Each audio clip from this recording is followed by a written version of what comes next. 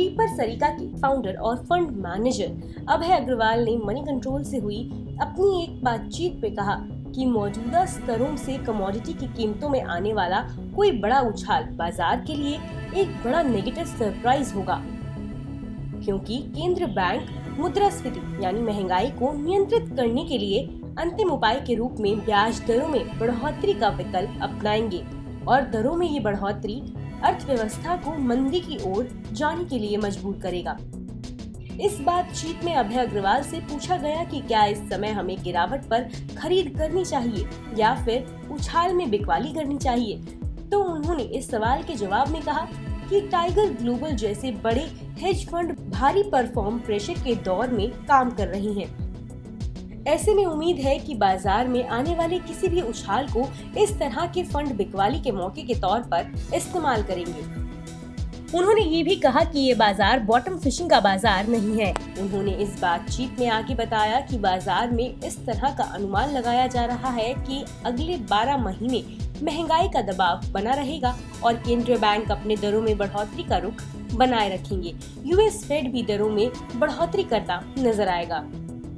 दूसरी तरफ बाजार में एक अनुमान ये है कि कमोडिटी की कीमतें अपने सिक्लिकल पीक पर पहुंच गई हैं। ऐसे में अब अगर यहां से कमोडिटी की कीमतों में कोई उछाल आता है तो ये बाजार के लिए एक नेगेटिव सरप्राइज होगा। बाजार पर बात करते हुए उन्होंने आगे कहा कि अगले कुछ महीनों के दौरान बाजार काफी वॉलेटाइल रहेगा, क्योंकि ये अपने बॉटम हासिल करने की खोज में नजर आ रहा है।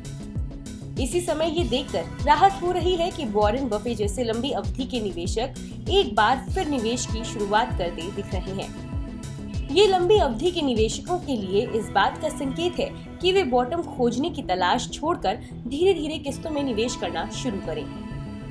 आगे किन स्टॉक पर नजर रखें, इस पर बात करते हुए अभय अग्रवाल ने कहा कि पावर स्टॉक सिक्लिकल यानी इकोनॉमी से जुड़े स्टॉक्स होते हैं। 2020 में कोविड-19 की शुरुआत से ही ये ओवरसोल्ड नजर आ रहे थे। तब से निवेशकों का मानना है कि लॉकडाउन के चलते पावर स्टॉक पर नेगेटिव असर पड़ेगा। हालांकि इस समय पावर की खपत अपने रिकॉर्ड हाई पर नजर आ रही है। ऐसे में पावर डिमांड और उसकी दरों में आई तेजी के चलते पावर कंपनियों को फायदा हो रहा है। हालांकि ऐसा लग रहा है कि पावर की ये डिमांड अपनी पीक पर पहुंच गई है। इसके अलावा कोयले की बढ़ती लागत के चलते पावर कंपनियों के मार्जिन पर दबाव देखने को मिल रहा है।